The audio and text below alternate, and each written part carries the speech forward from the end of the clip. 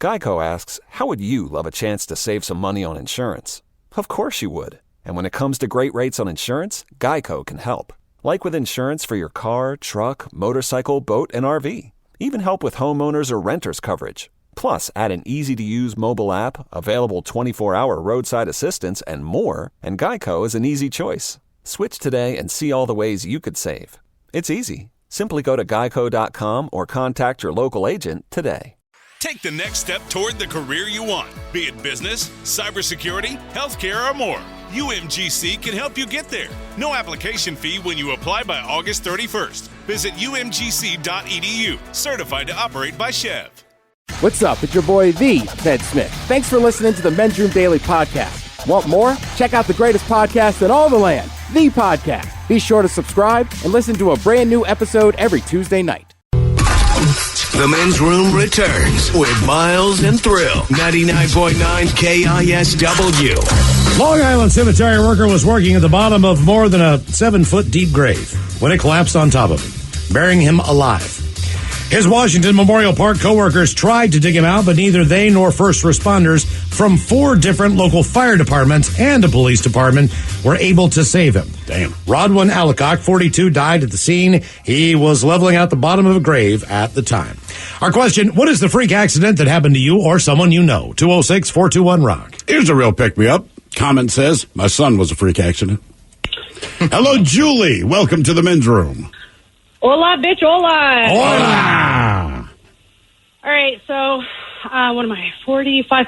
When I was about 21, 22, I was at a party at a friend's house, and we're all just having a barbecue, having a good time, and we would hit this ball out in this doper. Sorry, I just walked up the stairs, so I'm, like, out of breath. Hit this ball out to this Doberman with a baseball bat, big, huge baseball, softball, whatever, and he would go and fetch it, bring it back, and I was hitting it a few times, and then I put the bat down, and this guy walks over, and he's like, hey, I want to give it a shot, and I said, okay, well, hold on a second, and I put the baseball down, or the bat down, and I said, right when I turned around, and I said, let me walk away. So as soon as I said that, bam!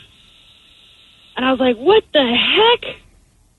And I kind of like got this, like, I heard a pop, and I thought it was the ball that flew up and came back down. And I looked over, and all my friends stood up on the front deck, and they're just looking at me like, holy hell, what happened? And I was like, oh, my God, Mike, what the heck did you do to me, you know? And he dropped the bat, and he was like, I am so sorry. And wait, he hit you in the head with the bat? Yeah, well, I didn't know. I thought it was the ball that hit me.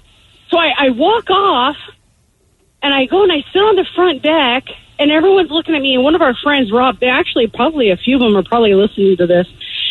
So Rob's like, oh, my God, get her some ice. Rob was a boxer, one of those Golden Glove boxers at the time. He's like, get her some ice, get her some pain meds, and, you know, blah, blah. And I'm like, Jesus, man, that ball hit. You know, you got to wait until I walk away. And they're like, Julie, that wasn't the ball. That was the bat. Well, I found out that when he hit the ball, he swung, and I got the tail end of the bat, like a metal Louisville Slugger, like just bam, bam, hit me right in the head. This guy was not a baseball player. I'm guessing not. No, he should not have had that in his head. Or he was a poor hitman. Did you ever go to the hospital for this? Okay, so here's the thing. My boyfriend at the time was out hunting with one of his friends. And they were like, you know, we don't know if we should, like, take her to the hospital. So the next day, they, like, I spent the night at their house. Everyone kept an eye on me. The next day, I wake up, and I can't even see. Like, my eyes are swollen shut. The day after that, and everyone stayed with me, I have raccoon eyes. Like, completely, my whole upper side of my face is completely black and purple and red. My boyfriend gets home, and I'm wearing sunglasses, and I can barely see the door open. I can barely see the window. I can barely see the sun. My eyes are completely swollen shut.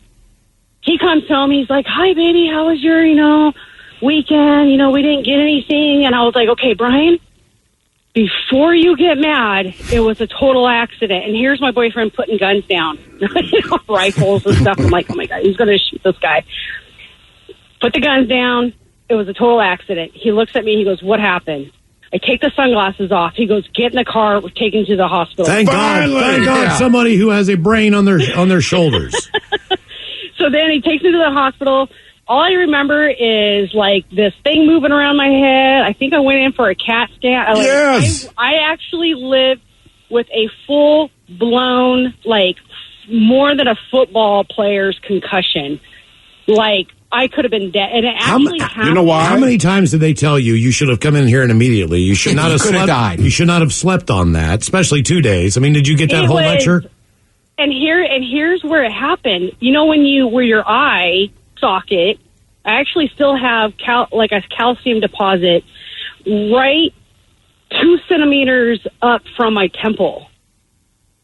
Like, it's actually where women, like where our eyebrows and our hairline meet. It's right there. If you were to rub your fingers across my scalp, you could still feel it. Like, there's a calcium deposit. Would you find it odd if I walked up to you and started running my fingers through your scalp? Ooh, you're the calcium deposit lady. Let me just get a feel. Yeah, there it is, Mom. Do you ever see this? I actually have a picture of you, Thrill. I actually have a picture of you and I down at the Slim's last stop.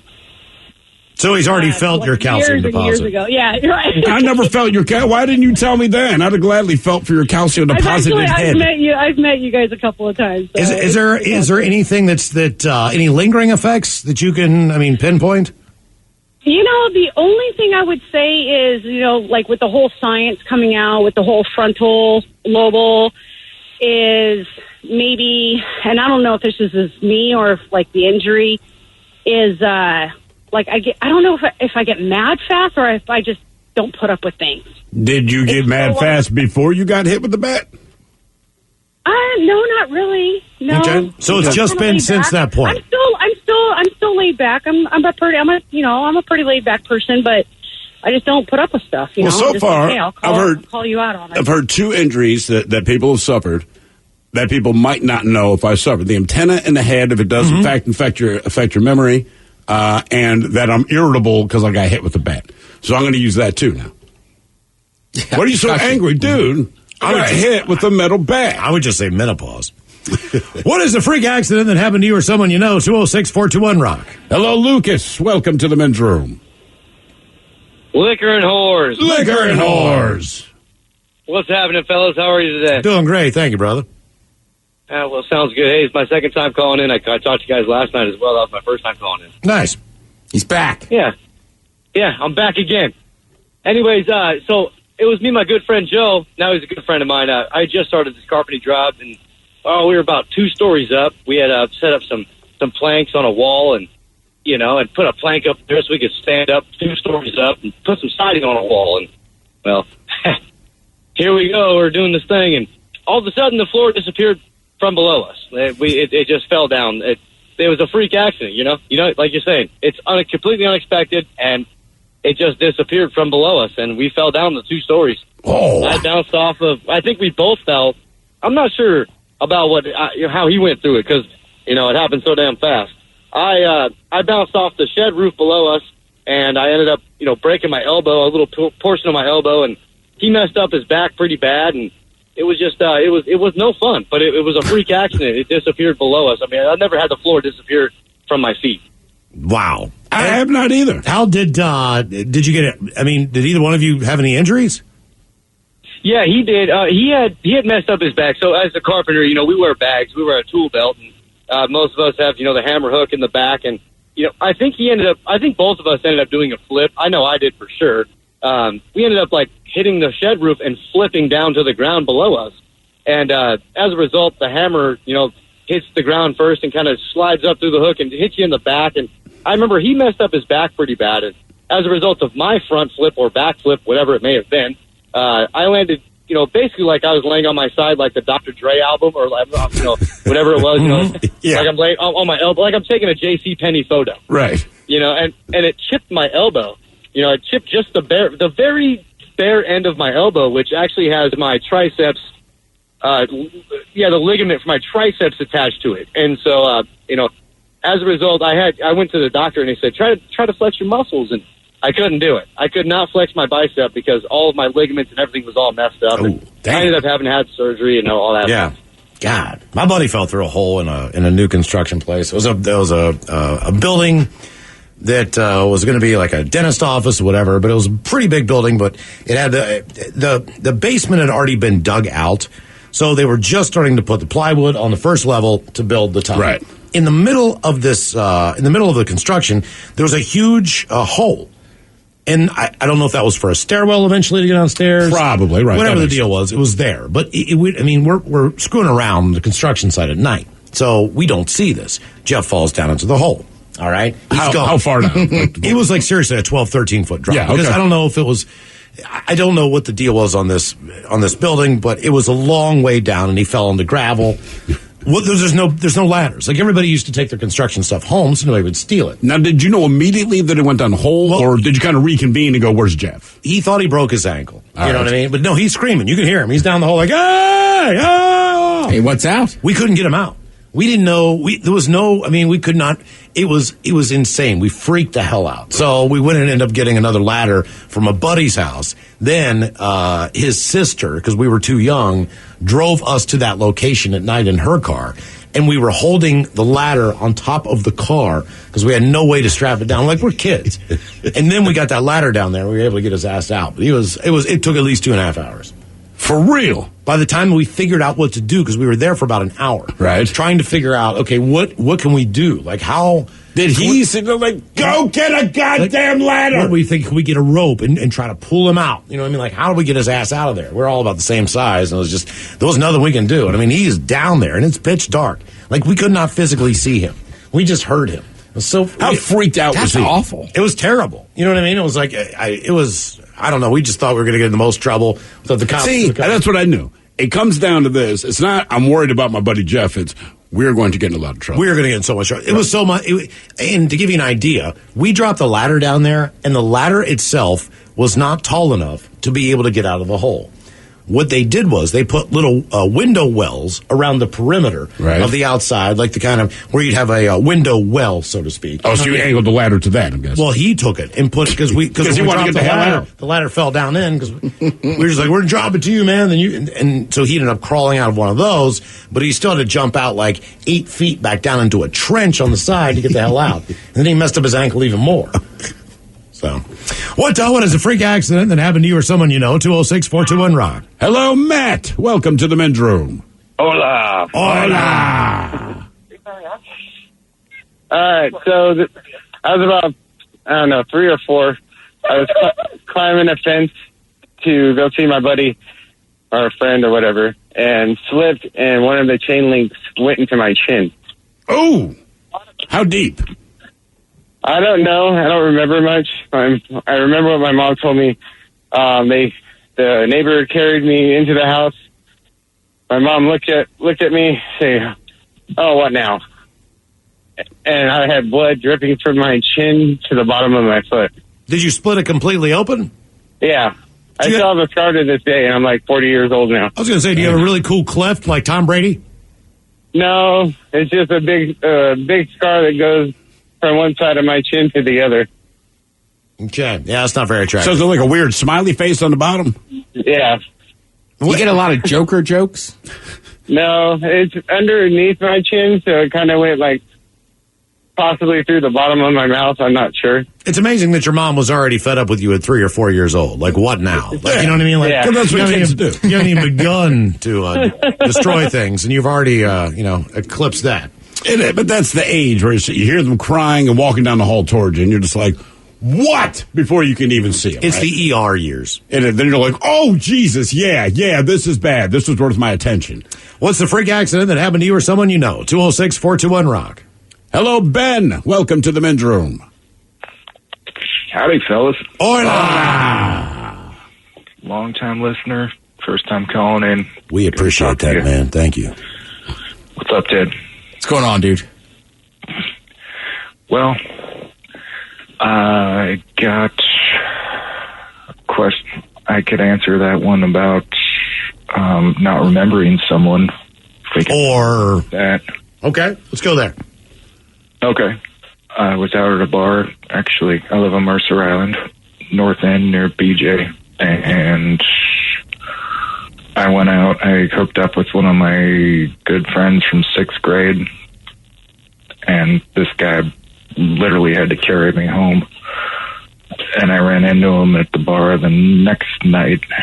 And he was like, dude, are you okay? I'm like, I'm sorry, do I know you? And he was like, dude, I have no idea who you are. So that was a shocker for me. You're like Batman on Xanax.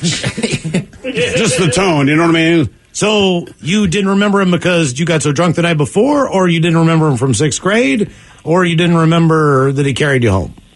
No, I met up with a gal from 6th grade. Oh. He didn't remember the guy from the bar that carried him home. Yeah, he was there just being like, holy crap. Yeah, there's no way you're going to remember him. No, Is this a tiny bar with like a backyard and a fireplace? No, it's not that one, Ted. All right. But he knows the one you're talking Right, about. well, that one's very specific. Like, if you drink in there once, you're going to know some people. All right. So Yeah, what it was was your freak accident? My freak accident was back in junior high. I'm 38 now.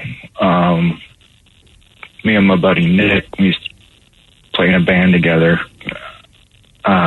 We started building explosives as kids. Sure. It was just like both, that's all. Tom guy, huh? Bedroom colors, here are the 7 words you can't say on the radio. Sucker, mother, and please keep those words in mind when calling. Now back to the program. So no cussing. Okay, are we good? We're good, man. All right, I'm sorry about that. Yes. Both our dads were pretty high up engineers doing government work, and so we figured out how to take apart like a rocket engine stuff. And there was a chemical back in the day called naphthalene, which you can buy easily from a craft store. So we're like, And if you smell it or snort it, it causes long-term brain damage? no, I'm sorry, Miles, it doesn't. Okay. Just throwing it out. You're just checking? Yeah. Okay. Well, we started building those, and then we got on the idea of making Molotov cocktails. And this was right when, you remember those big, huge Sobe bottles came out, like the big thick glass ones? Mm-hmm. Oh, yeah, of course. Yeah, so we decided to try to make a Molotov cocktail out of one of those, which was a horrible idea because you couldn't break it on anything. So I ended up, instead of trying to throw this thing on the ground on a rock, I ended up spilling it over the back of my head, and it just lit. I had very long hair at the time, and and we were out in the middle of nowhere in the woods in Snohomish behind his parents' place, and she was like, had to shove my head in the middle of a stream just to put my head from catching on fire. So that was charge your brain up Ben, there. just so you know, so people are checking in. Says this guy sounds like Stephen Wright, but not funny. Now, someone else said you sound like the Bob Ross tutorial, and someone else wanted to know if they'd mistakenly turned on NPR. That is Mercer Island's pretty chill. People did not like him. I mean, some they kind of liked him, but they didn't like him. I mean, some people were very cruel. Wow. Other people didn't just make observations. Sure. He must be a blast at parties. Did this guy also take an antenna to the skull when he was a kid? I responded 3 of them. So if he got that drunk at the bar, do you think he sped up or slowed down more? Speaking. Sped up. I'm going to say sped up. No, I think he got slower. No, there's no way, I think he man. just stopped. Yeah. I think from the time that he walked in the bar, he started telling a story, and then the bartender had to cut him off because it was closing time at 1:30, and he hadn't got halfway through it yet. Yeah. We're going to have to ask you to leave. What did I do? You're talking. Same. You're same speaking. story. What is a freak accident that happened to you or someone you know? 206-421-ROCK. Geico asks, how would you love a chance to save some money on insurance? Of course you would. And when it comes to great rates on insurance, Geico can help. Like with insurance for your car, truck, motorcycle, boat, and RV. Even help with homeowners or renters coverage. Plus, add an easy-to-use mobile app, available 24-hour roadside assistance, and more, and Geico is an easy choice. Switch today and see all the ways you could save. It's easy. Simply go to geico.com or contact your local agent today. Take the next step toward the career you want, be it business, cybersecurity, healthcare, or more. UMGC can help you get there. No application fee when you apply by August 31st. Visit umgc.edu, certified to operate by Chev. Your home equity. It could be an untapped opportunity instead of an untouchable asset. Introducing HomeTap. HomeTap is an investor, not a lender. They give you cash in exchange for a share of your home's future value. Use it to pay off debt, make renovations, fund a business, or just live a better life. There's no interest or monthly payments to worry about. HomeTap. Get more from home ownership. Get more from life. Subject to eligibility. Terms and conditions apply. Visit HomeTap.com to apply in minutes. That's HomeTap.com. 9.9 KISW. Yeah! You're in the men's room. Our question, what is the freak accident that happened to you or someone you know? 206-421-ROCK. Let's say hello to... Oh, crap. Sorry about that. Let's say hello to Tom. Hello, Tom. Welcome to the men's room. Boom, bitches. Boo! I'm going to try to make this as short and easy as possible. So, I'm an automotive repair technician, and I've been complaining about this end-ground rack acting funny. All right? And I had a Cadillac up on it, and I was doing the oil pan. You know, and on these, you got to pull the engine mount on both sides. And then you got to use screw jacks to push the motor up. All right? All right. You got to get the motor up like 3 or 4 inches, dude. You got to get the oil pan past the subframe. It's kind of like a cheat. So you don't have to pull the subframe. It requires to pull the subframe. But so I get the oil pan out. I get the oil pan back in. But I'd been complaining about this rack acting funny. And dude, I get the oil pan back in. I get all the bolts tightened down, and I go to load the screw jacks, and the whole rack drops 12 inches. At this point in time, the car is hovering on the screw jacks. Hovering, 5,000 pounds, back and forward. And it... Hello? Nope. Yep, you still there? We got you. All right, yeah, and it's hovering, man. And like, I'm like, oh crap, and there's nothing I can do. I can't go over and touch the lever or nothing. And the whole car twisted. One leg caught one side, the other leg caught another. The fender where I'm at comes down on top of me, and then the whole car is like teetering there, like a teeter top. And yeah, at that point, my boss comes in. He's like, "Oh crap, dude! The back end of this car is 8 feet in the air." I'm sitting under the fender well. I'm like, dude, what do you? He's like, what the heck happened? I'm like, dude, you figure it out, man. And he grabs the back of the car, takes it off of there, tries to pull some weight off of me, and then I turn around, I go over, and I grab the lever, I do the release. It has a release. You got to release the pressure off the system, and then you got to pull it. And I mean, we got the car to the ground, and all it broke was a hubcap and messed up my arm big time. How big time? Well, just it my arm was swollen as heck, but it ended up being 48 gallons low on hydraulic fluid. Oh, so that's why it dropped 12 inches. Yes, and okay. I've been complaining for a month. Do they listen to you now when you say, "Hey, man, there's something up with so and so"?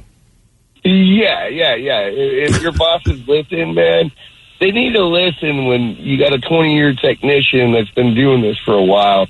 When something starts acting funny, it could kill someone. Because I almost died. Yeah, sure, man. Yeah, at least it was a Cadillac. If you're going to go, it might as well be a Cadillac. That's it. That's one nice thing about this job. I can't really think of anything where you're ever like in imminent danger. Like, things can go wrong, but I never feel like, oh, my God, I'm going to die, right? Mm-hmm. Watch the dude spill the drink into the board. Sure, the radio station went off the air for however long, but I'm like, but we're not, you're in danger of losing your job. But we're not in danger of anything. No, you almost died at Monroe at the racetrack. That's true. That's true. What is a freak accident that happened to you or someone you know? 206-421-ROCK. I wasn't a freak accident, though. No. That's rubbing is racing, right? That was. Hello, Rex. Welcome to the men's room. Hola. Hola. Okay, I was about 10 years old, and I invited a friend of mine from school for the weekend over to our house. And I lived in Wasilla, Alaska, on 240 acres. Me and my brother had a couple of motorcycles, a Honda 50 and a Honda 70, and he said he knew how to ride. So we went out riding one day, and apparently he didn't know how to ride because he ran over me. He pushed me over. I mean, he actually hit me from the side, pushed me over, and then jumped me. And apparently I must have lost consciousness because when I woke up, I sat up, and the sole of my right foot was pointed at me, and there was 2 bones sticking out of my pants leg. Oh, God. And I only had about an inch of skin left on my leg. They went back up to the house and got my grandpa, and he came down and picked me up, put me in the car, and drove me over to the fire station. And a lady put an air boot on my leg, and then they took me to the hospital in Palmer. And when we got there, they said they wanted to amputate my leg. Oh. And my grandma said, no, we're not doing that. And we went to Anchorage, and after 10 and a half hours of surgery and a skin graft and a pin in my leg, I got to keep my leg. Damn. Now, how long did it take you to get from the property, your initial property, to, what did you say, Palmer? How long does it take to get to that hospital? That was probably about 25 or 30 minutes. All right, that's not too bad. Okay. And I'm guessing, did they want to amputate because they're just not as well equipped as, quote unquote, the big city?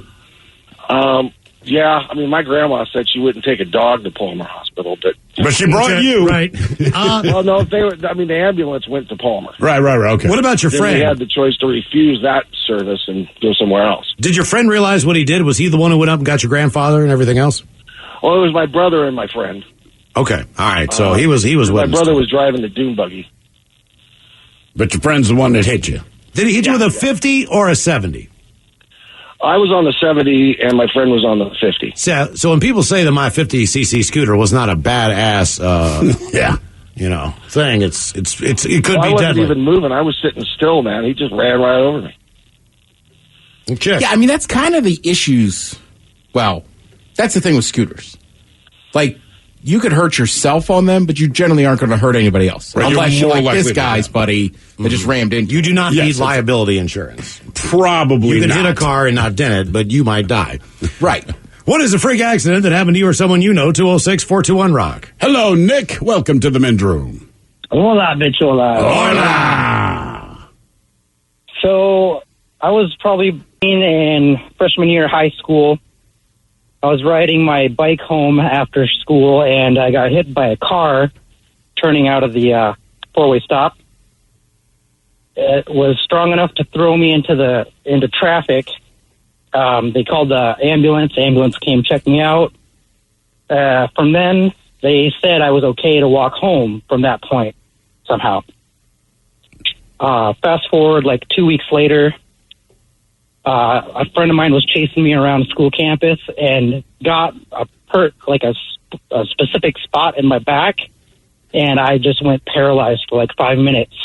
And apparently there was a couple of nerve endings that got crossed during the accident that if they get touched, I just go limp for like 5 minutes. And it was like that for about 10 years afterwards. Damn. Was there anything medically that they could do, or was it just, hey, man, grin and bear it?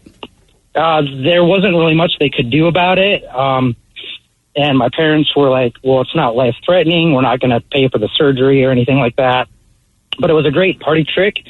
Like, all my friends would poke it when we were out drinking or something like that. That was a fun time. Was it a great party trick for you or for them? I mean, it sounds to me like you're collapsing to the floor. Not for me. Yeah. Well, like, I couldn't feel anything. So whatever they did, like, they'd slap me on the chest or something like that. They just thought it was a hilarious thing to do. So that was fun for about 10 years. When you say you couldn't feel anything, you're saying what, from the neck down?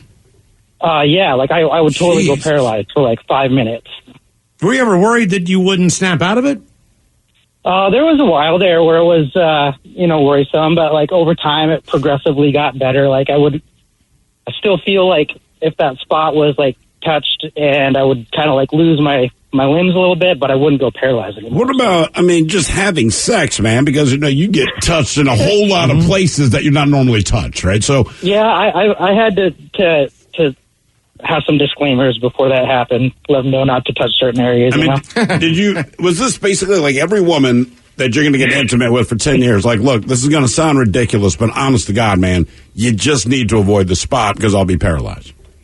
Well, you have to kind of be careful who you tell that to also, because if you find yourself with a really crazy person, they might tie you up and never untie you, that kind of thing. So you're making a character judgment before you take any woman home. I was young at the time. Okay. No, you're right. That's a strong thing to do. That would freak me out. Yes. What, Owen, is a freak accident that happened to you or someone you know? 206-421-ROCK. If I knew him, I'd push him. I would too. We're friends. Like, I can't help it. Like, hey, man, you're going to get mad. I got to push the button. Yeah. Right. Again, like we always say, especially in your early 20s. In your early and this is a truth, and I truly believe this, and I think this goes into the day you die. Like, your good friends are the people that are going to treat you the worst. Yeah. Right? There's no doubt about it. So it's like, yeah, if I'm your buddy, I'm pushing your button. Your paralysis button. Then I'm going to smack you. Hello, Jen. Welcome to the men's room. Hola. Hola. So the summer after I graduated high school, I almost died 3 separate occasions. In the first one, I was at a party, very large party, and there was an argument around me. Someone pulled a gun, and I ended up in between these two guys, and it was right in my face. And so we all ran. Then about a month later, I did my senior trip out to Mexico, and I was in about a foot of water during a rainstorm. Before I knew it, I was a mile out at sea, and I'd been sucked out by a riptide. And this U.S. Marine happened to be there on the beach with his wife, and he swam out, got me, and threw me up on this rock jetty. And so I survived that. And then about a month later, we went to a stupid concert out at the Gorge. And on the way back, I fell asleep and kind of went off the road. And when I woke up, I overcorrected my car, and we flipped through the air a couple times, and we hit the ground, and we rolled another 3 or 4 times. And I broke my neck in 3 places, and they had to airlift me to Harborview. It was a big ordeal. Yeah, it's a big ordeal. How was the concert? Yeah, what was the stupid concert? It was so dumb. I almost can't say it's embarrassing. Come on. Cube 93 Summer Jam. Cube 93 Summer Jam. I went to it before. No, yeah. I was 18. For some reason, I listened to that music all the time. I don't anymore. And it was a horrible concert. It was terrible. A bunch of fights, a lot of violence. It was bad. What bad about, news. were you driving by yourself, or was anyone else in the car with you?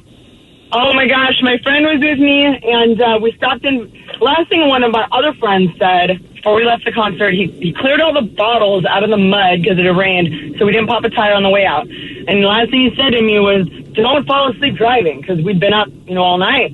And I had one friend with me, and we stopped in Vantage for gas, and we made it about 10 more miles, east before we wrecked. But before we left, she said, "Should I put on my seatbelt? I'm just going to lay my seat back and go to sleep." And I said, "Yeah, do it," because, seatbelt doesn't even touch you, spans over you. And thank God, because when we flipped the car, everything flew out of the car. Even our shoes flew off our feet and out of the car. All the luggage, everything. The speakers flew out of the car. The only thing that did not get launched from the car was me and her. And she had a concussion and was fine. And I had a broken neck. 3 of my vertebrae were destroyed, and my arm was crushed by the car. And it was my accident. I caused it. Thank God I was the only one really hurt. Take responsibility. Yeah. Sure. You said the second time through the course of that summer you thought you would die, it's the riptide. So before the Marine got out to you, did you think you were going to die? Well, it happened so fast, and I'm a very strong swimmer. I was a champion, competitive swimmer in high school, and I was in only a foot of water. It was like just past my ankle, and we were drunk. And then all of a sudden, everything went black, and I was being sucked by my feet with my arms above, over my head, underwater. And I had no idea what was happening until I surfaced and saw how far out I was. And the Marine, the way he got to me was I was actually near a rock jetty that I don't know if they put those out there as like a break, like a wave break. Yeah, for riptides. I was going to say, usually buy the riptide. Mm-hmm. Yeah, maybe you're right. And so, and it extended very far out into the water. He was able to walk all the way out on that, and then jump in and get me. But there was this huge storm going on around us. And the waves were giant. And I remember he said to me, he dragged me over to the rocks. And it's weird because I kept thinking, I can swim. I know how to do this. What is going on? But we were fully clothed, and you got your shoes and your clothes on. It drags you down like a rock. And he threw me up on those rocks, and we must have gotten beaten against those rocks for like 5 or 10 minutes before we could actually climb out. And he kept saying, "We are going to die down here. You have to get out." And not that I wasn't trying to, but It took his strength to get us both out. And then he thought I had done it on purpose. So I kid you not, he body slammed me on the ground, like swept my feet out from under me, and sat on me face down in the sand until the federales showed up. He thought you intentionally got sucked out in a riptide. He thought I had jumped in the water on purpose to I don't know, hurt myself, or I don't know. Maybe he'd been out drinking too. I'm not sure. Okay. Well, so at least for the 3 stories, they all have one thing in common. That's you being completely intoxicated. Mm-hmm. You know what? Well, in the wreck, we were sober. We were sober in the car wreck. Absolutely sober, just tired. Just tired. But yes, the other two, yes. Okay. Yes, absolutely. Were you driving home the next morning after the concert? Yeah, and we'd stayed up all night, and we'd stopped drinking very early in the night to make sure we were sober. But being tired is just as bad as being drunk, and when you're a kid, you don't know that. Later in life, so then I was tested, and it turns out I have narcolepsy, and that's part of the problem. And I didn't know that at the time either. So should you even be driving? I'm fine during the day, and I'm fine at night, but I shouldn't stay up all night, then drive long distances. Nobody should. It has nothing to do with narcolepsy. Right. It's just, Sure. And as a kid, I didn't know that, but yeah, I know I'm fine driving. I have a very, very mild case, so subtle that it's almost not narcolepsy, but just past that point where they can diagnose. Okay. I mean, at what point do you cross the threshold to right? Because it's the most subtle, itty bitty, teeny tiny bit of narcolepsy, and you're when you feel hungover, or is it the difference that with narcolepsy you will actually fall asleep? Right? It was a couple weeks ago, Ted. It was a Monday, I think, and you were dying. You're like, "Look, dude, I feel as bad as I felt," but you put it on that weekend. And you're tired all day, but at no point were you actually going to fall asleep. And I know you kept saying, I could go to sleep right now, but it's not like you're nodding off. So to get narcolepsy, do you officially do you even know? And Ted is asleep. I mean, apparently you just snap out. You're gone.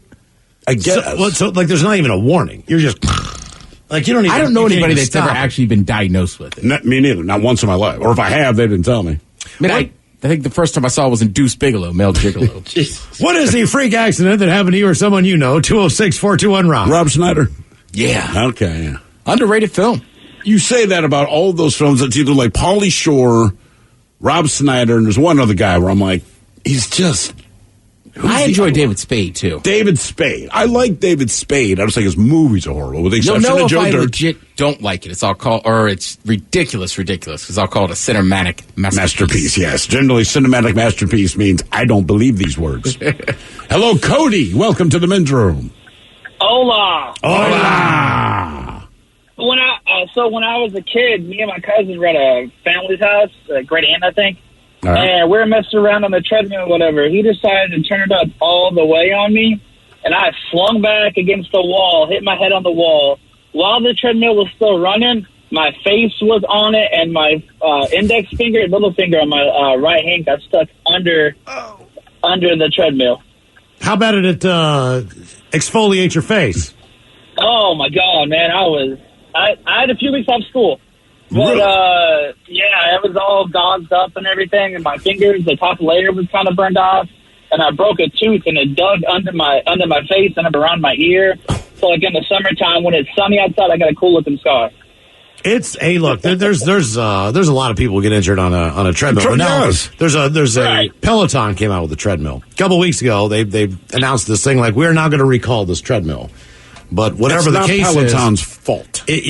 Dogs are getting sucked under the backside of it. In Small each children instance, who crawl. right. Like, I mean, it makes It was sense. children and animals. And you're like, look, man. You can't have that around the backside of a treadmill because it's going to suck you up It's underneath. treadmill placement. It's not your treadmill. The only time it really occurred to me that not all recalls are definitely a manufacturer thing is we had our first kid.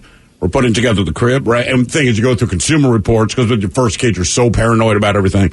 So I actually went to Consumer Reports. These are highly rated cribs, blah, blah, blah. The thing is, we got to put it together ourselves. And I remember looking and said, man, I don't know that the recalls on half these cribs have anything to do with the design of the crib.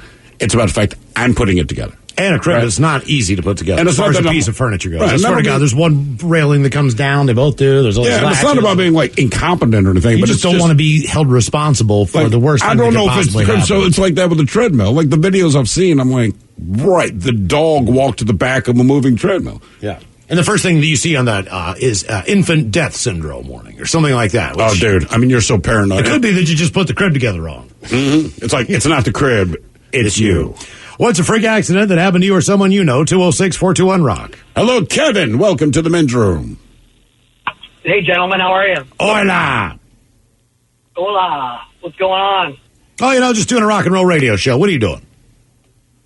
Just driving. So I got a great story. A little cringeworthy, but when I was 5 years old, I was fishing with my cousin in Lake Chelan, and I got a fish hook caught in my right eye. Oh. How did it get caught? Was it your own fault or someone about to cast? No, so we were both facing the lake, and I was behind him, and he cast the line, and I obviously wasn't paying attention, and it went right in my eye. And then the worst part about it is he actually still moved forward with the pole, and it absolutely tore my eye apart. And thank God I passed out from the pain. And they took me to the hospital in Lake Chelan, which if you've ever been there, it's a super small hospital. And as you know, with these hooks, when they try to take them out, they tear. There's a barb. The surgeon tried to pull it out, and apparently I jumped off the table. They airlifted me to the hospital in Wenatchee and removed it. And from the age of 5 to about 18, I had about 16 surgeries on my right eye. Wow. So how are you now? Are you able to, can you see out of it pretty decent? So I see about 2,400 without a contact, which is legally blind. Yes. But with my contact, it's 20/40. It's fine. All right. So you put in one contact. Well, now that I'm 45, I wear two. Are they two different? Well, they're two different. They're two different prescriptions, right? Oh yeah, it's a visible difference. I mean, So, one is. Have you ever put the wrong contact in the wrong eye? Because you put them back to clean. You know what I mean? So maybe right is left or left is right. You don't remember whatever the deal is, but I mean, you can put one in and be like, oh my God, that's the wrong contact. Oh, absolutely. Yeah. Well, the minute I put it in, if it's the wrong eye, it looks like my vision's totally screwed up. Okay. Yeah, that makes sense. That's crazy. Damn, man. That's crazy. Yeah. What is a freak accident that happened to you or someone you know? Still to come, who sucks less? You are listening to The Men's Room.